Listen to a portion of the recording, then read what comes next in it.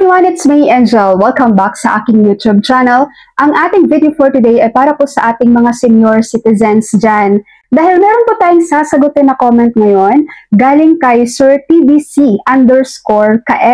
Sabi niya, maraming indigent ang walang pensyon. Dapat imbestigahan ng MSWD. Bakit pinipili nila? And yes, tama po kayo. Marami po talagang mga indigent senior citizens ang hindi po nakakatanggap ng social pension.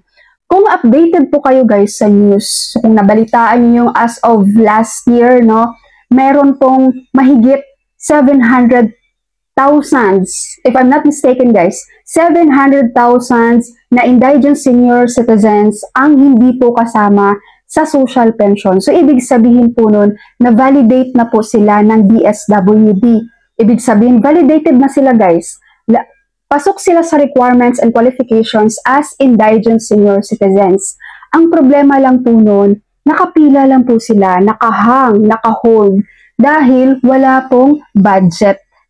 So, yung mga existing na indigent senior citizens na nakakatanggap ng social pension, sila pa rin yun guys. Makakapasok lang yung mga waiting list na mga indigent kapag may nawalang may mawala na sa listahan, may namatay, may natanggal, tsaka po mag-move yung mga nasa waiting list na mga indigent senior citizens. At sabi ko nga guys, kung updated kayo sa balita last year, di ba? Hindi po nila nabibigyan ng additional budget ang social pension para sa ating mga indigent seniors. So hindi po yun kasama sa 2025 national budget. Kaya naman, ang ating mga waiting list na indigent senior citizens last year, hanggang ngayon, nasa waiting list pa rin sila. Dahil walang maibibigay sa kanila guys, hindi naman dinagdagan ng budget ang DSWD para sa social pension ng mga indigent seniors.